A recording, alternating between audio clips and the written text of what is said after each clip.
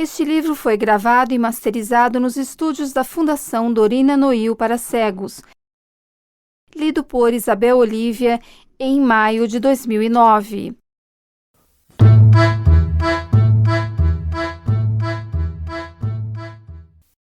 Aurora Sem Dia.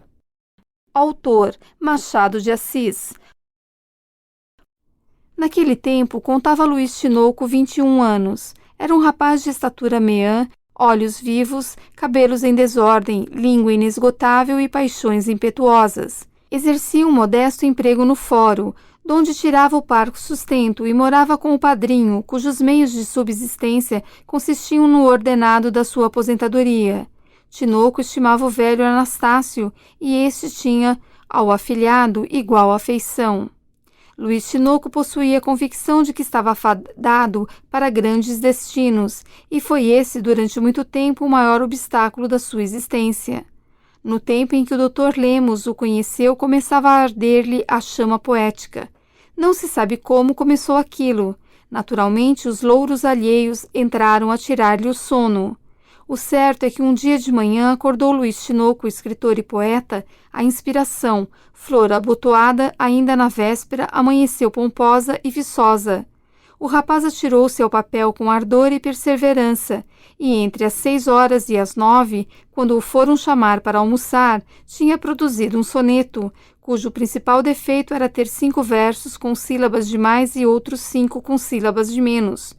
Tinoco levou a produção ao Correio Mercantil, que a publicou entre os apedidos. Nota de rodapé. Soneto. Tipo de poema de forma fixa, composto por 2 quartetos e 2 tercetos, soneto italiano, ou por 3 quartetos e um dístico, soneto inglês. Fim da nota.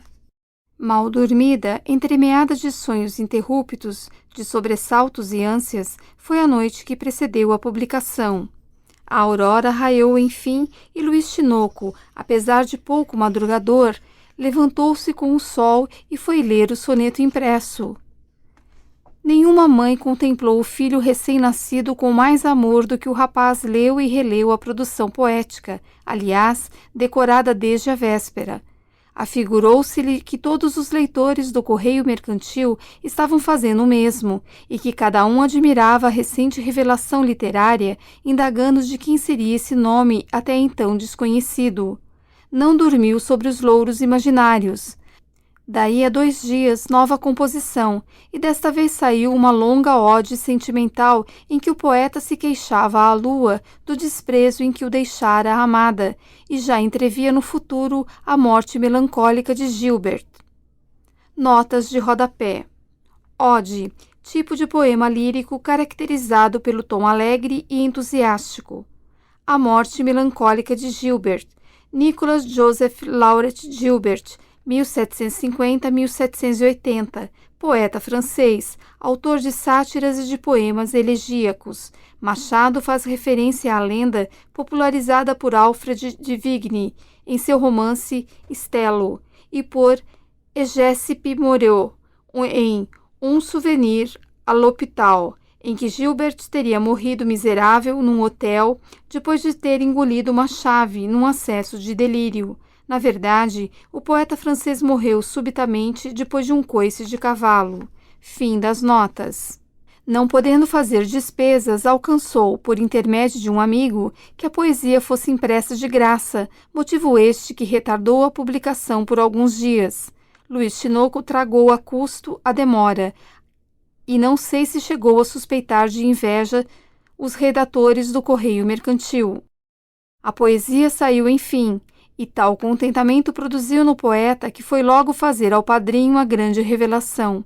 «Leu hoje o Correio Mercantil, meu padrinho?» perguntou ele. «Homem, tu sabes que eu só li os jornais no tempo em que era empregado efetivo. Desde que me aposentei, não li mais os periódicos. Pois é pena», disse Tinoco com um ar frio. «Queria que me dissesse o que pensa de uns versos que lá vêm». «E de mais a mais versos. Os jornais já não falam de política? No meu tempo não falavam de outra coisa». «Falam de política e publicam versos, porque ambas as coisas têm entrada na imprensa. Quer ler os versos? Dá cá. Aqui estão. O poeta puxou da algibeira o correio mercantil e o velho Anastácio entrou a ler para si a obra do afilhado. Com os olhos pregados no padrinho, Luiz Tinoco parecia querer adivinhar as impressões que produziam nele os seus elevados conceitos, metrificados com todas as liberdades possíveis e impossíveis do consoante. Anastácio acabou de ler os versos e fez com a boca um gesto de enfado. Isso não tem graça, disse ele ao afilhado estupefato. Que diabo tem a lua com a indiferença dessa moça e a que vem aqui a morte desse estrangeiro? Luiz Tinoco teve vontade de descompor o padrinho, mas limitou-se a atirar os cabelos para trás e a dizer com supremo desdém: são coisas de poesia que nem todos entendem. Esses versos sem graça são meus. Teus? Perguntou Anastácio no cúmulo do espanto. Sim, senhor. Pois tu fazes versos? Assim dizem. Mas quem te ensinou a fazer versos? Isso não se aprende, traz-se do berço. Anastácio leu outra vez os versos e só então reparou na assinatura do afilhado. Não havia que duvidar. O rapaz dera em poeta. Para o velho aposentado era isto uma grande desgraça. Esse ligava a ideia de poeta à ideia da mendicidade. Tinham-lhe pintado Camões e Bocage, que eram os nomes literários que ele conhecia, como dois improvisadores de esquina, espeitorando sonetos em troca de algumas moedas, dormindo nos adros das igrejas e comendo nas cocheiras das casas grandes. Notas de rodapé: Camões e Bocage. Luís Vaz de Camões, 1524-1580, poeta português, autor de Os Lusíadas, um dos mais famosos escritores de língua portuguesa. Tornou-se conhecido por sua vida difícil, cheia de aventuras e acidentes, e por sua morte miserável. Manuel Maria Barbosa do Bocage, 1765-1805, poeta português, autor de poemas líricos e satíricos. Sua vida desregrada e boêmia o tornou célebre, assim como sua morte na penúria. Fim das notas. Quando soube que o seu querido Luís estava atacado da terrível moléstia, Anastácio ficou triste. E foi nessa ocasião que se encontrou com o Dr. Lemos e lhe deu notícia da gravíssima situação do afilhado. Dou-lhe parte de que o Luís está poeta. Sim? Perguntou-lhe o Dr. Lemos. E que tal lhe saiu o poeta? Não me importa se saiu mal ou bom. O que sei é que é a maior desgraça que lhe podia acontecer, porque isso de poesia não dá nada de si. Tenho medo que deixe o emprego e fique aí pelas esquinas a falar à lua, cercado de moleques. O Dr. Lemos tranquilizou o homem, dizendo-lhe que os poetas não eram esses vadios que ele imaginava.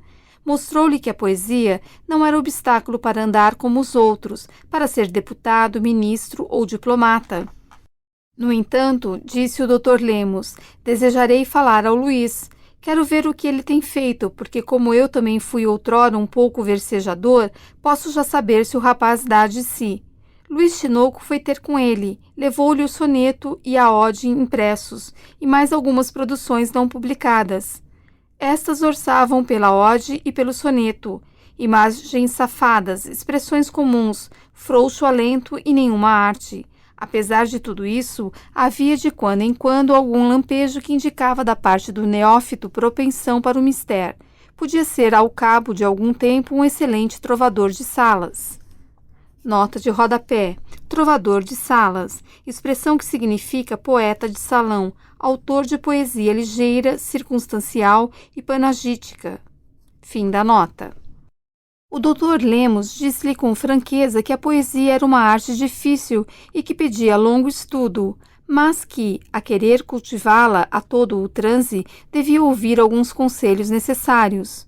Sim, respondeu ele, pode lembrar alguma coisa, eu não me nego a aceitar-lhe o que me parecer bom, tanto mais que eu fiz estes versos muito à pressa e não tive ocasião de os emendar. Não me parecem bons estes versos, disse o Dr. Lemos. Poderia rasgá-los e estudar antes algum tempo. Não é possível descrever o gesto de soberbo desdém com que Luiz Tinoco arrancou os versos ao doutor e lhe disse: os seus conselhos valem tanto como a opinião de meu padrinho. Poesia não se aprende, traz-se do berço. Eu não dou atenção a invejosos. Se os versos não fossem bons, o mercantil não os publicava. E saiu. Daí em diante foi impossível ter limão. Tinoco entrou a escrever como quem se despedia da vida. Os jornais andavam cheios de produções suas, umas tristes, outras alegres, não daquela tristeza nem daquela alegria que vem diretamente do coração, mas de uma tristeza que fazia sorrir e de uma alegria que fazia bocejar. Luiz Tinoco confessava singelamente ao mundo que fora invadido do ceticismo byroniano, que tragara até as suas fezes a taça do infortúnio, e que para ele a vida tinha escrita na porta a inscrição dantesca. Notas de rodapé. Ceticismo byroniano. George Gordon, Lord Byron, 1788-1824, poeta romântico inglês, autor de Peregrinações de Childe Harold e Dom Juan. Tornou-se célebre por sua melancolia, rebeldia e mistério, por sua descrença nas convenções sociais, além de sua aura de excluído e devasso. Inscrição dantesca, expressão que se refere à parte mais famosa da Divina Comédia, o Inferno, do poeta italiano Dante Alighieri, 1265-1321, em que ele descreve diversas cenas de castigos horríveis. Fim das notas. A inscrição era citada com as próprias palavras do poeta, sem que, aliás, Luiz Tinoco o tivesse lido nunca. Ele respigava nas alheias produções uma coleção de alusões e nomes literários com que fazia as despesas de sua erudição e não lhe era preciso, por exemplo, ter lido Shakespeare para falar do To Be or Not to Be, do balcão de Julieta e das torturas de Otelo. Notas de rodapé. Shakespeare, William Shakespeare, 1564-1616, poeta e dramaturgo inglês, autor de Rei Lear, Hamlet, Romeu e Julieta, Otelo, entre outras obras-primas do teatro. To Be or Not to Be. Primeiro verso de uma fala de Hamlet, no ato 3, cena 2, da tragédia Hamlet, que significa ser ou não ser. Balcão de Julieta.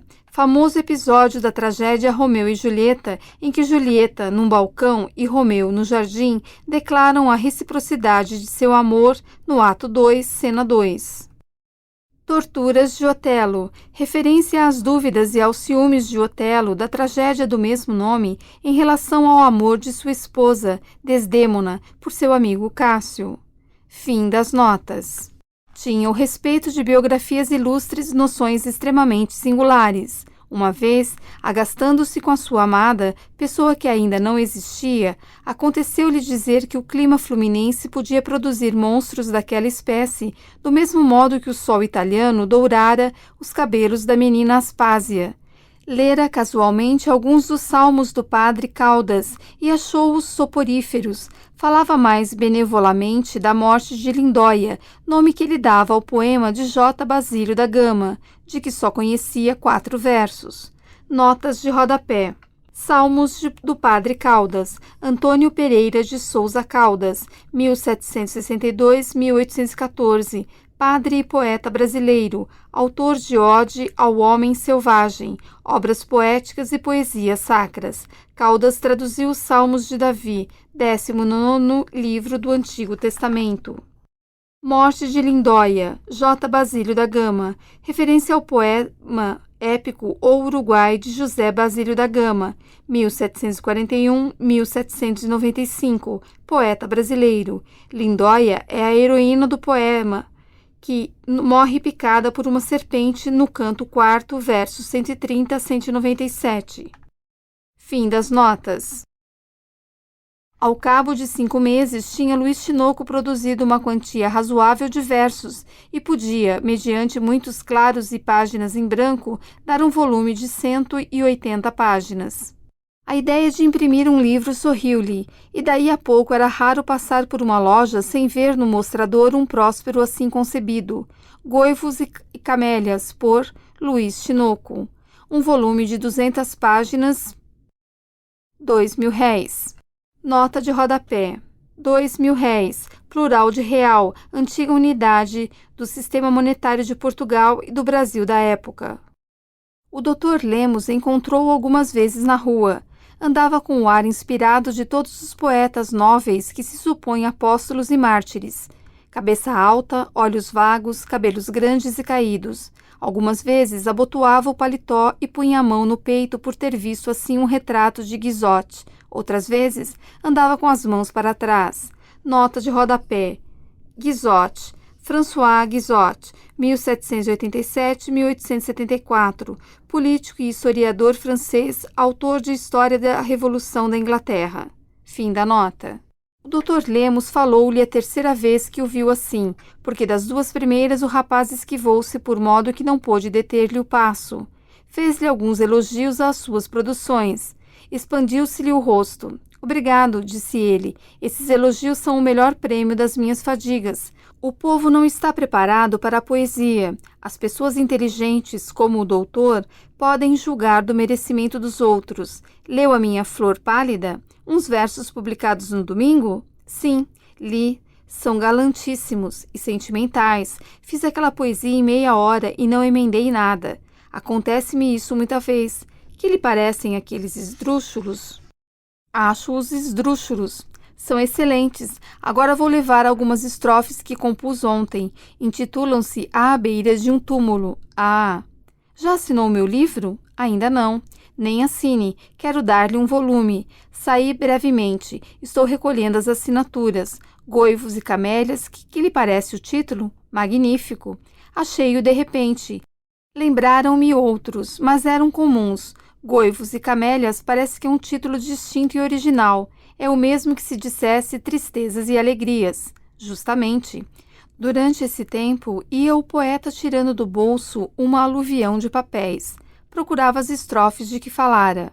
O Dr. Lemos quis esquivar-se, mas o homem era implacável. Segurou-lhe no braço. Ameaçado de ouvir ler os versos na rua, o doutor convidou o poeta a ir jantar com ele. Foram a um hotel próximo. Ah, meu amigo, dizia ele em caminho, não imagina quantos invejosos andam a denegrir o meu nome. O meu talento tem sido alvo de 1000 ataques, mas eu já estava disposto a isso. Não me espanto. A enxerga de Camões é um exemplo e uma consolação. Prometeu, atado ao Cáucaso, é o emblema do gênio. A posteridade é a vingança dos que sofrem os desdéns do seu tempo. Nota de rodapé. Prometeu, atado ao Cáucaso, referência ao episódio da mitologia grega em que o titã Prometeu, por ter desobedecido ao deus dos deuses, Zeus, ele roubou dos céus o fogo da inteligência e o deu aos homens. Foi acorrentado por séculos ao Monte Cáucaso, onde uma águia devorava seu fígado diariamente. Fim da nota. No hotel, procurou o Dr. Lemos um lugar mais afastado onde não chamassem muito a atenção das outras pessoas. Aqui estão as estrofes, disse Luiz Tinoco, conseguindo arrancar de um maço de papéis a poesia anunciada. Não lhe parece melhor lê-las à sobremesa? Como quiser, respondeu ele. Tem razão, porque eu também estou com fome. Luiz Tinoco era todo prosa à mesa do jantar. Comeu desencadernadamente. Não repare, dizia ele de quando em quando, isto é o animal que se está alimentando. O espírito aqui não tem culpa nenhuma. À sobremesa, estando na sala apenas uns 5 fregueses, desdobrou Luiz Tinoco o fatal papel e leu as anunciadas estrofes, com uma melopéia afetada e perfeitamente ridícula. Os versos falavam de tudo, da morte e da vida, das flores e dos vermes, dos amores e dos ódios. Havia mais de 8 ciprestes, cerca de 20 lágrimas e mais túmulos do que um verdadeiro cemitério. Os 5 fregueses jantantes voltaram a cabeça quando Luiz Tinoco começou a recitar os versos. Depois começaram a sorrir e a murmurar alguma coisa que os dois não puderam ouvir. Quando o poeta acabou, um dos circunstantes, assaz grosseiro, soltou uma gargalhada. Luiz Tinoco voltou-se enfurecido, mas o Dr. Lemos conteve-o, dizendo, não é conosco. É, meu amigo, disse ele resignado, mas que lhe havemos de fazer? Quem entende a poesia para a respeitar em toda a parte? Deixemos este lugar, disse o Dr. Lemos. Aqui não compreendem o que é um poeta. Vamos. O Dr. Lemos pagou a conta e saiu atrás de Luiz Tinoco, que deitou ao rideiro um olhar de desafio. Luiz Tinoco acompanhou-o até a casa, recitou-lhe em caminho alguns versos que sabia de cor. Quando ele se entregava à poesia, não à alheia, que o não preocupava muito, mas a própria, podia-se dizer que tudo mais se lhe apagava da memória, bastava-lhe a contemplação de si mesmo. O Dr. Lemos ia ouvindo calado com a resignação de quem suporta a chuva, que não pode impedir. Pouco tempo depois saíram a lume os goivos e camélias, que todos os jornais prometeram analisar mais de espaço. Dizia o poeta no prólogo da obra que era audácia da sua parte vir a sentar-se na mesa da comunhão da poesia, mas que todo aquele que sentia dentro de si o Jai quelque chose là de André Chenier devia dar à pátria aquilo que a natureza lhe deu. Nota de rodapé. Jai quelque chose là de André Chenier. André de Chenier, 1762-1794, poeta francês. A expressão francesa a ele atribuída significa tenho lá qualquer coisa. Fim da nota. Em seguida, pedia desculpa para os seus verdes anos e afirmava ao público que não tinha sido embalado em berços de seda. Concluía dando a bênção ao livro e chamando a atenção para a lista dos assinantes que vinha no fim. Esta obra monumental passou despercebida no meio da indiferença geral. Apenas um folhetinista do tempo escreveu a respeito dela algumas linhas que fizeram rir a toda a gente, menos o autor, que foi agradecer ao folhetinista. O Dr. Lemos perdeu de vista o seu poeta durante algum tempo. Digo mal, só perdeu de vista o homem, porque o poeta de quando em quando lhe aparecia metido em alguma produção literária, que o Dr. Lemos invariavelmente lia para se benzer da estéril pertinácia de Luiz Tinoco. Não havia ocasião, enterro ou espetáculo solene que escapasse à inspiração do fecundo escritor.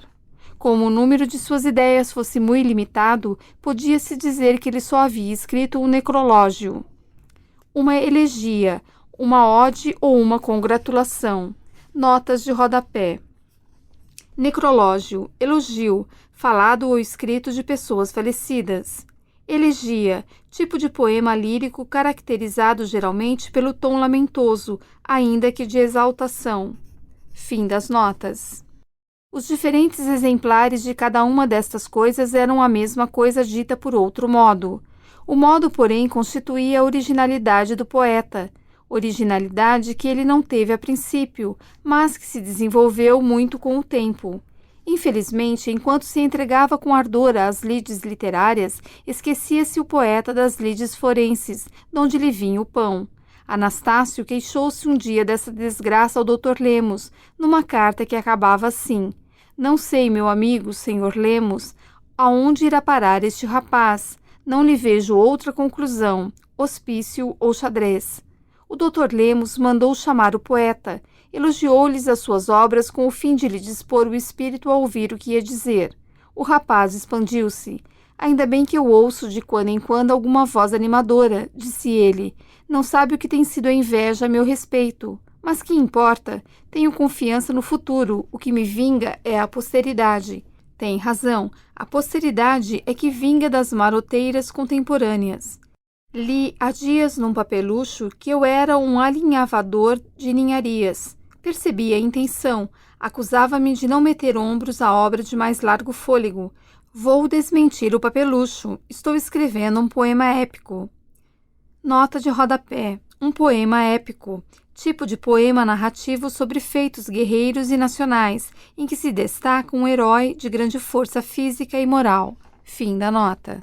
Ai, disse o Dr. Lemos consigo, adivinhando alguma leitura forçada de poema. Podia mostrar-lhe alguma coisa, continuou Luiz Tinoco, mas prefiro que leia a obra quando estiver mais adiantada. Muito bem. Tem 10 cantos, cerca de 10.000 versos. Mas quer saber a minha desgraça? Qual é? Estou apaixonado. Realmente é uma desgraça na sua posição. Que tem a minha posição? Creio que não é excelente. Dizem-me que se tem descuidado um pouco das suas obrigações do fórum e que brevemente lhe vão tirar o emprego. Fui despedido ontem. Já? É verdade. Se ouvisse o discurso com que eu respondi ao escrivão, diante de toda a gente que enchia o cartório, vinguei-me. Mas, de que viverá agora? Seu padrinho não pode. creio eu, com o peso da casa. Deus me ajudará. Não tenho eu uma pena na mão? Não recebi do berço um tal ou qual engenho que já tem dado alguma coisa de si? Até agora nenhum lucro tentei tirar das minhas obras, mas era só amador. Daqui em diante o caso muda de figura. É necessário ganhar o pão, ganharei o pão.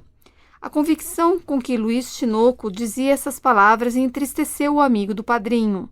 O Dr. Lemos contemplou durante alguns segundos, com inveja talvez, aquele sonhador incorrigível, tão desapegado da realidade da vida, acreditando não só nos seus grandes destinos, mas também na verossimilhança de fazer da sua pena uma enxada. Oh, deixe estar, continuou Luiz Tinoco, eu hei de provar-lhes, ao senhor e a meu padrinho, que não sou tão inútil como lhes pareço. Não me falta coragem, doutor. Quando me faltasse, há uma estrela. Luiz Tinoco calou-se, retorceu o bigode e olhou melancolicamente para o céu. O Dr. Lemos também olhou para o céu, mas sem melancolia, e perguntou rindo: uma estrela? Ao meio-dia é raro. Oh, não falo dessas, interrompeu Luiz Tinoco. Lá é que ela devia estar, ali no espaço azul, entre as outras suas irmãs, mais velhas do que ela e menos formosas. Uma moça. Uma moça é pouco. Diga a mais gentil criatura que o sol ainda a alumiou. Uma sílfide, a minha Beatriz, a minha Julieta, a minha Laura. Notas de rodapé. Sílfide, gênio feminino do ar na mitologia céltica. Beatriz. Beatrice Portinari, 1265-1290, mulher nascida em Florença que inspirou os célebres versos da Divina Comédia e da Vida Nova, do poeta italiano Dante Alighieri. Laura, provavelmente Laura de Noves, cerca de 1308-1348, dama provençal que inspirou os famosos poemas do Cancioneiro, do poeta italiano Francesco Petrarca, 1304-1374. Fim das notas.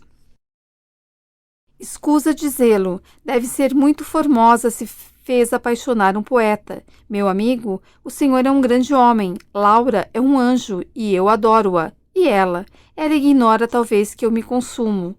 Isso é mal. Que quer? Diz Luiz Tinoco, enxugando com o lenço uma lágrima imaginária. É fado dos poetas arderem por coisas que não podem obter. É esse o pensamento de uns versos que escrevi há 8 dias. Publiquei-os no Caramanchão Literário. Que diacho é isso? É a minha folha que eu lhe mando de 15 em 15 dias e diz que lê as minhas obras. As obras leio. Agora os títulos podem escapar. Vamos, porém, ao que importa. Ninguém lhe contesta talento nem inspiração fecunda, mas o senhor ilude-se pensando que pode viver dos versos e dos artigos literários. Note que os seus versos e os seus artigos são muito superiores ao entendimento popular e, por isso, devem ter muito menos aceitação. Este desenganar com as mãos cheias de rosas produziu salutar efeito no ânimo de Luiz Tinoco. O poeta não pôde sofrear um sorriso de satisfação e bem-aventurança. O amigo do padrinho concluiu o seu discurso, oferecendo-lhe um lugar de escrevente em casa de um advogado. Luiz Tinoco olhou para ele algum tempo sem dizer palavra. Depois: volto ao fórum, não? Disse ele com a mais melancólica resignação deste mundo. Minha inspiração deve descer outra vez a empoeirar-se nos libelos e aturar as rábulas e a engroglar o vocabulário da chicana. E a troco de quê? A troco de uns magros 1000 réis que eu não tenho e me são necessários para viver? Isso é sociedade, doutor?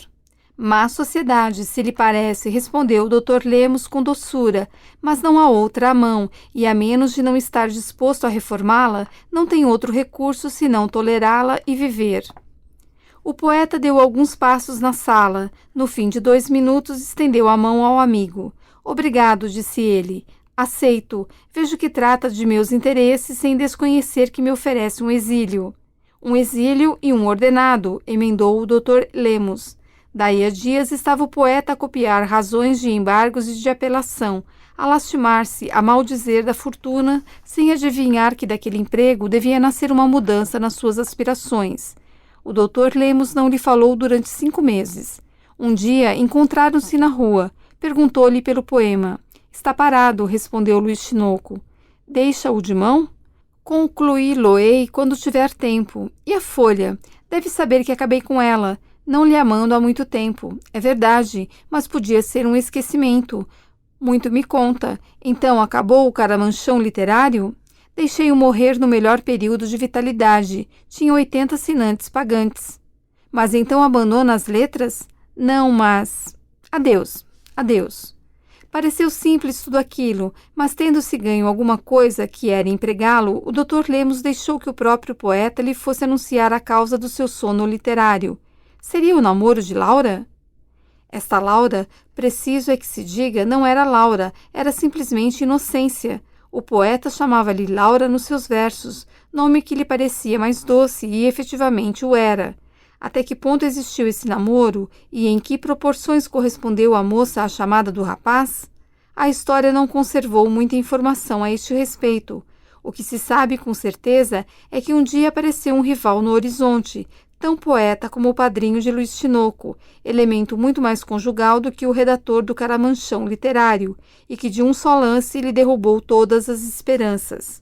Não é preciso dizer ao leitor que este acontecimento enriqueceu a literatura com uma extensa e chorosa elegia, em que Luís Tinoco metrificou todas as queixas que pode ter de uma mulher, um namorado traído.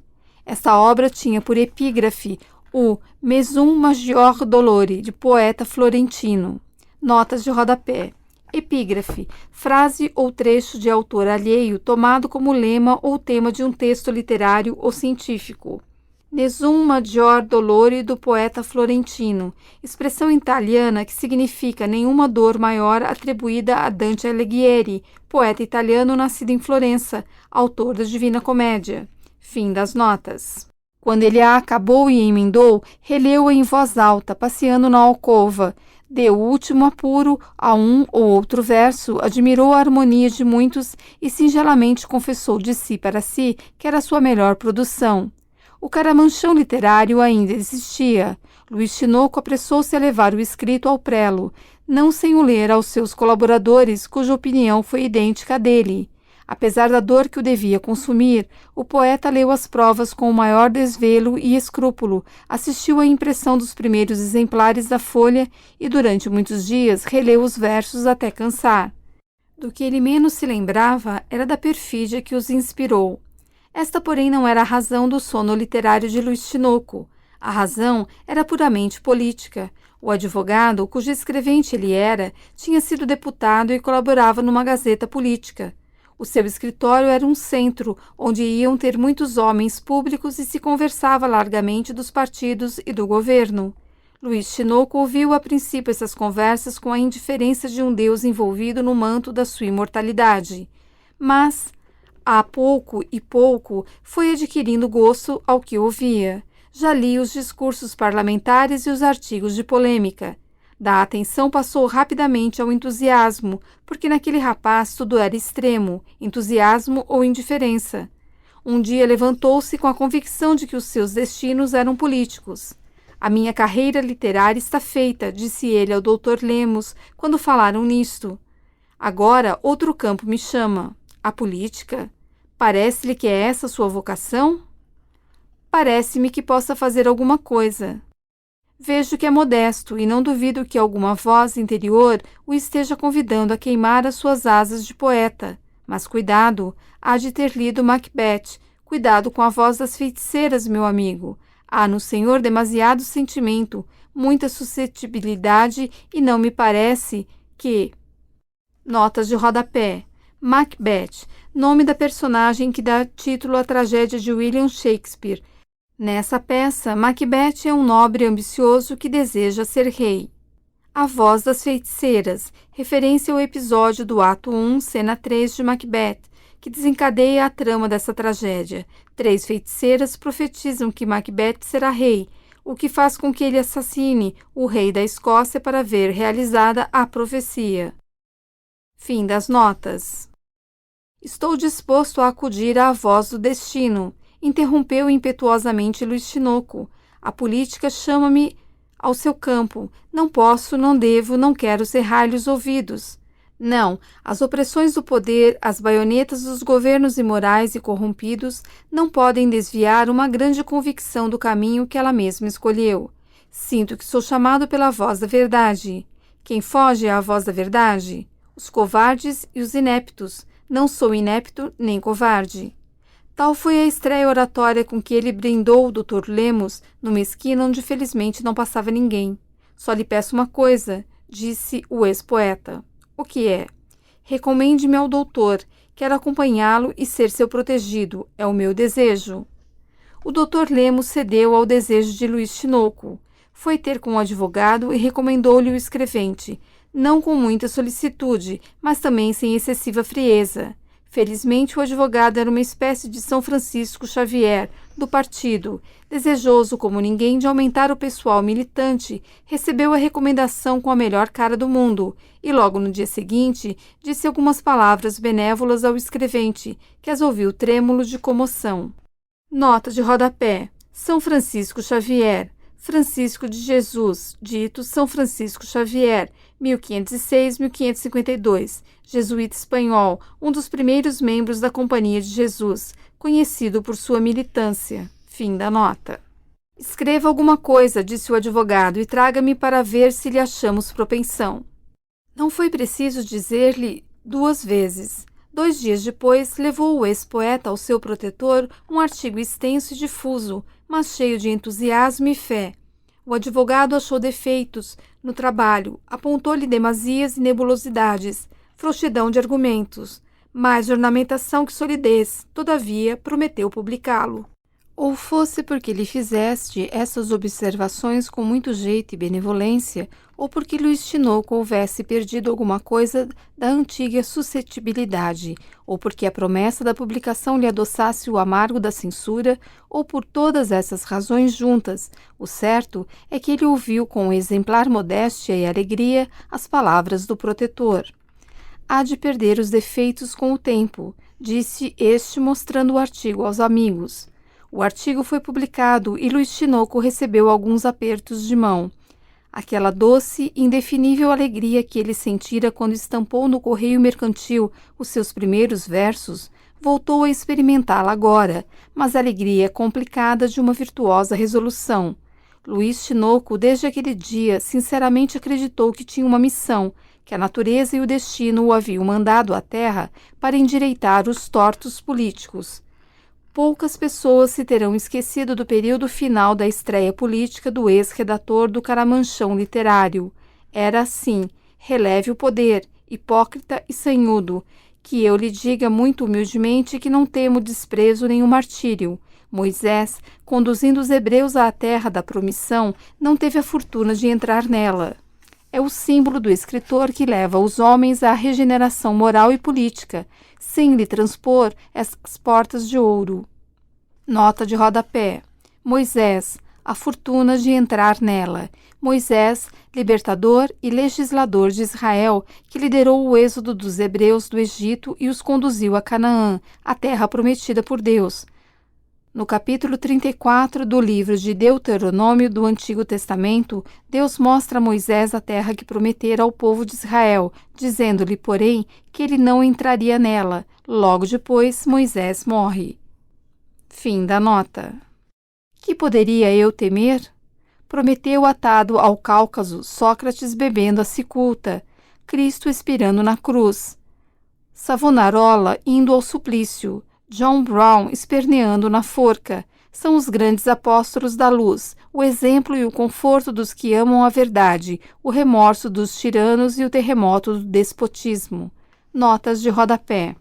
Sócrates bebendo a cicuta, cerca de 470-399 a.C., filósofo grego, acusado de introduzir novas divindades e de corromper a juventude, foi condenado a se envenenar com cicuta.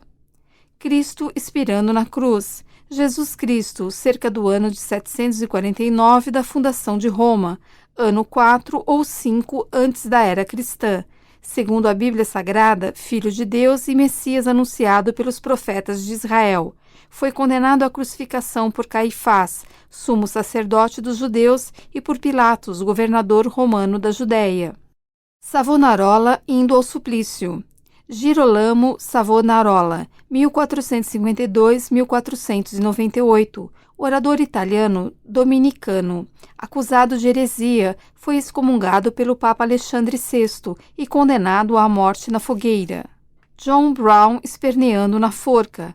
John Brown, 1800-1859, abolicionista norte-americano, foi condenado à forca por ter incitado os escravos à guerra de libertação. Fim das notas. Luiz Tinoco não parou nessas primícias. Aquela mesma fecundidade da estação literária veio a reproduzir-se na estação política. O protetor, entretanto, disse-lhe que era conveniente escrever menos e mais assentado. O ex-poeta não repeliu a advertência e até lucrou com ela, produzindo alguns artigos menos desgrenhados no estilo e no pensamento. A erudição política de Luiz Tinoco era nenhuma. O protetor emprestou-lhe alguns livros que o ex-poeta aceitou com infinito prazer. Os leitores compreendem facilmente que o autor de Goivos e Camélias não era homem que meditasse uma página de leitura. Ele ia atrás das grandes frases, sobretudo das frases sonoras, demorava-se nelas, repetia-as, ruminava-as com verdadeira delícia. O que era reflexão, observação, análise parecia-lhe árido e ele corria depressa por elas. Algum tempo depois houve uma eleição primária. O publicista sentiu que havia em si um eleitor e foi dizê-lo afoitamente ao advogado. O desejo não foi mal aceito. Trabalharam-se as coisas de modo que Luiz Tinoco teve o gosto de ser incluído numa chapa e a surpresa de ficar batido. Batê-lo foi possível ao governo, abatê-lo não. O ex-poeta, ainda quente do combate, traduziu em largos e floreados períodos o desprezo que lhe inspirava aquela vitória dos adversários. A esse artigo responderam os amigos do governo com um que terminava assim: até onde quererá ir com semelhante descomedimento de linguagem o pimpolho do ex-deputado Z? Luiz Tinoco quase morreu de júbilo ao receber em cheio aquela descarga ministerial. A imprensa diversa não o havia tratado até então com a consideração que ele desejava. Uma ou outra vez haviam discutido argumentos seus, mas faltava o melhor, faltava o ataque pessoal, que lhe parecia ser o batismo de fogo naquela espécie de campanha. O advogado, lendo o ataque, disse ao ex-poeta que a sua posição era idêntica à do primeiro Pitt, quando o ministro Walpole, que respondeu chamando-lhe moço em plena Câmara dos Comuns, e que era necessário repelir no mesmo tom a ofensa ministerial. Notas de rodapé. Pitt, o ministro Walpole. William Pitt, conde de Chartrand, 1708-1778, estadista inglês.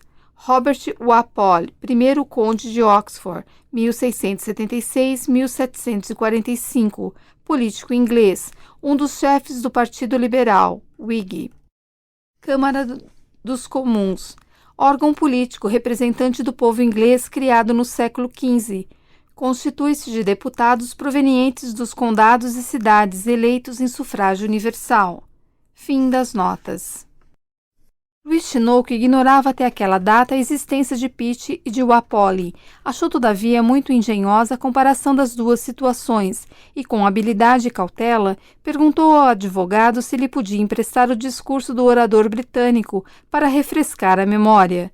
O advogado não tinha o discurso, mas deu-lhe ideia dele. Quanto bastou para que Luiz Tinoco fosse escrever um longo artigo acerca do que era e não era pimpolho. Entretanto, a luta eleitoral lhe descobrira um novo talento. Como fosse necessário arengar algumas vezes, fê-lo o pimpolho a grande aprazimento seu e no meio de palmas gerais. Luiz Tinoco perguntou a si mesmo se lhe era lícito aspirar às honras da tribuna. A resposta foi afirmativa.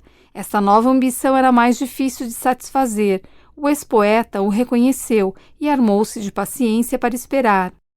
Aqui há uma lacuna na vida de Luiz Tinoco. Razões que a história não conservou levaram o jovem publicista à província natal do seu amigo e protetor, 2 anos depois dos acontecimentos eleitorais.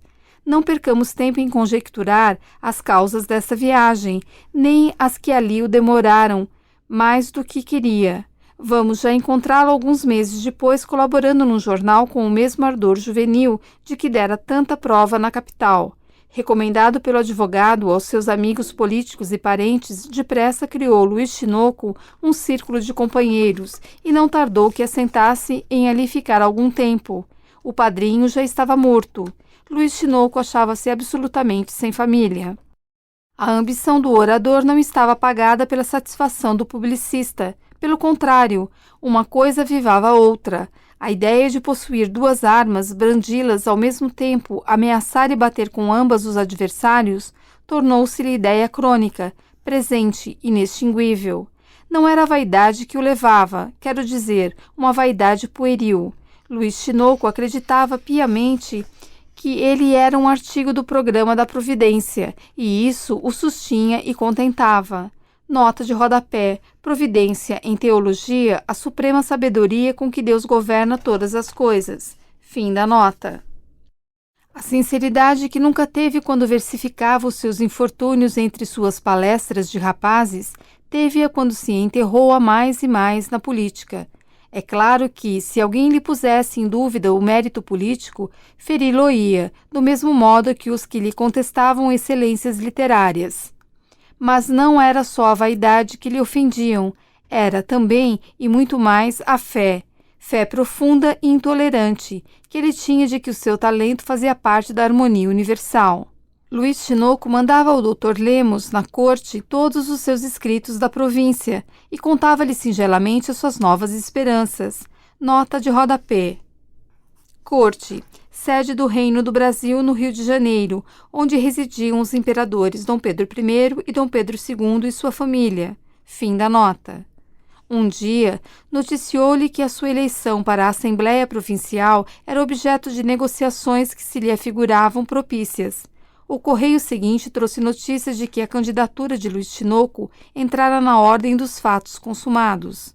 A eleição fez-se e não deu pouco trabalho ao candidato fluminense, que, à força de muita luta e muito empenho, pôde ter a honra de ser incluído na lista dos vencedores. Quando lhe deram notícia da vitória, entoou a alma de Luiz Tinoco com um verdadeiro e solene Te Deum Laudamus. Nota de rodapé. Te Deum Laudamus, expressão latina que significa a ti, Deus, louvamos. Fim da nota. Um suspiro, o mais entranhado e desentranhado de quantos suspiros jamais soltaram homens, desafogou o coração do ex-poeta das dúvidas e incertezas de longas e cruéis semanas. Estava, enfim, eleito, ia subir o primeiro degrau do Capitólio. A noite foi mal dormida, como a da véspera da publicação do primeiro soneto, e entremeada de sonhos análogos à situação. Luiz Tinoco via-se já troando na Assembleia Provincial, entre os aplausos de uns, as imprecações de outros, a inveja de quase todos, e lendo em toda a imprensa da província os mais calorosos aplausos à sua nova e original eloquência.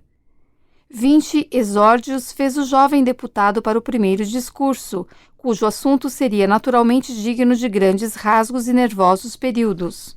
Nota de rodapé. Exórdios. Primeira parte do discurso oratório. Fim da nota. Ele já estudava mentalmente os gestos, a atitude e todo o exterior da figura que ia honrar a sala dos representantes da província. Muitos grandes nomes da política haviam começado no parlamento provincial. Era verossímil, era indispensável até, para que ele cumprisse o mandato imperativo do destino, que saísse dali em pouco tempo para vir transpor a porta mais ampla da representação nacional.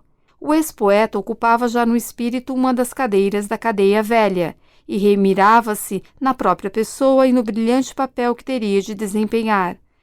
Via já diante de si a oposição ou o ministério estatelado no chão, com 4 ou 5 daqueles golpes que ele supunha saber dar como ninguém, e as gazetas a falarem, e o povo a ocupar-se dele, e o seu nome a repercutirem em todos os ângulos do império, e uma pasta a cair-lhe nas mãos, ao mesmo tempo que o bastão do comando ministerial.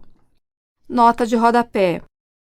Uma pasta a cair-lhe nas mãos, referência ao cargo de ministro de Estado na época do Império, sob o regime parlamentarista. Fim da nota. Tudo isto e muito mais imaginava o recente deputado, embrulhado nos lençóis, com a cabeça no travesseiro e o espírito a vagar por esse mundo fora, que é a coisa pior que pode acontecer a um corpo mortificado como estava o dele naquela ocasião. Não se demorou Luiz Tinoco em escrever ao Dr. Lemos e contar-lhe as suas esperanças e o programa que tencionava observar, desde que a fortuna lhe abria mais ampla estrada na vida pública. A carta tratava longamente do efeito provável da sua primeira oração e terminava assim: qualquer que seja o posto a que eu suba, qualquer, entenda bem, ainda aquele que é o primeiro do país, abaixo do imperador, e creio que irei até lá, nunca me há de esquecer que ao Senhor o devo, à animação que me dispensou, à recomendação que fez de mim. Parece-me que até hoje tenho correspondido à confiança dos meus amigos, espero continuar a merecê-la. Inauguraram-se, enfim, os trabalhos. Tão ansioso estava Luiz Tinoco de falar que logo nas primeiras sessões, a propósito de um projeto sobre a colocação de um chafariz, fez um discurso de 2 horas em que demonstrou por A mais B que a água era necessária ao homem. Mas a grande batalha foi dada na discussão do orçamento provincial. Luiz Tinoco fez um longo discurso em que combateu o governo geral, o presidente, os adversários, a polícia e o despotismo. Seus gestos eram até então desconhecidos na escala da gesticulação parlamentar. Na província, pelo menos, ninguém tivera nunca a satisfação de contemplar aquele sacudir de cabeça, aquele arquear de braço, aquele apontar, alçar, cair e bater com a mão direita. O estilo também não era vulgar. Nunca se falou de receita e despesa com maior luxo de imagens e figuras. A receita foi comparada ao orvalho que as folhas recolhem durante a noite, a despesa à brisa da manhã que as sacode e lhes entorna um pouco de sereno vivificante. Um bom governo é apenas brisa. O presidente atual foi declarado siroco e pampeiro. Notas de rodapé. Siroco, vento quente que sopra do sudeste. Pampeiro, vento forte que sopra das regiões meridionais da Argentina e pode alcançar o Rio Grande do Sul. Fim das notas. Toda a maioria protestou solenemente contra essa qualificação injuriosa, ainda que poética. Um dos secretários confessou que nunca do Rio de Janeiro lhes fora uma aura mais refrigerante. Infelizmente, os adversários não dormiam. Um deles, apenas Luiz Tinoco, acabou o discurso entre alguns aplausos dos seus amigos, pediu a palavra e cravou longo tempo os olhos no orador estreante. Depois sacou do bolso um maço de jornais e um folheto, concertou a garganta e disse: mandaram-nos do Rio de Janeiro o nobre deputado que me precedeu nessa tribuna. Diziam que era uma ilustração fluminense, destinada a arrasar os talentos da província. Imediatamente, senhor presidente, tratei de obter as obras do nobre deputado. Aqui tenho eu, senhor presidente, o caramanchão literário, folha redigida pelo meu adversário, e o volume dos Goivos e Camélias. Tenho lá em casa mais outras obras. Abramos os Goivos e Camélias. O senhor Luiz Tinoco, o nobre deputado, está fora da ordem. Apoiados. O orador: continuo, senhor presidente. Aqui tem os Goivos e Camélias. Vejamos um goivo. A ela: quem és tu que me atormentas com teus prazenteiros sorrisos? Quem és tu que me apontas às portas dos paraísos? Imagem do céu és tu, és filha da divindade, ou vens prender em teus cabelos a minha liberdade? Vê, Vossa Excelência, senhor presidente, que nesse tempo o nobre deputado era inimigo de todas as leis opressoras. A Assembleia tem visto como ele trata as leis do metro. Todo o resto do discurso foi assim. A minoria protestou. Luiz Tinoco fez-se de todas as cores e a sessão acabou em risada. No dia seguinte, os jornais amigos de Luiz Tinoco agradeceram ao adversário deste o triunfo que lhe proporcionou, mostrando à província uma antiga e brilhante face do talento do ilustre deputado. Os que indecorosamente riram dos versos foram condenados com essas poucas linhas. Há dias, um deputado governista disse que a situação era uma caravana de homens honestos e bons. É caravana, não há dúvida. Vimos ontem os seus camelos. Nem por isso Luiz Tinoco ficou mais consolado. As cartas do deputado ao Dr. Lemos começaram a escassear, até que de todos cessaram de aparecer. Decorreram assim silenciosos uns 3 anos, ao cabo dos quais o Dr. Lemos foi nomeado não sei para que cargo na província onde se achava Luiz Tinoco. Partiu. Apenas empossado do cargo, tratou de procurar o ex-poeta e pouco tempo gastou, recebendo logo um convite dele para ir a um estabelecimento rural onde se achava. Há de me chamar ingrato, não? Disse Luiz Tinoco, apenas viu assomar à porta de casa o Dr. Lemos. Mas não sou. Contava ir vê-lo daqui a 1 ano. E se lhe não escrevi? Mas que tem, doutor? Está espantado? O Dr. Lemos estava efetivamente pasmado ao olhar para a figura de Luiz Tinoco. Era aquele o poeta dos goivos e camélias, o eloquente deputado, o fogoso publicista?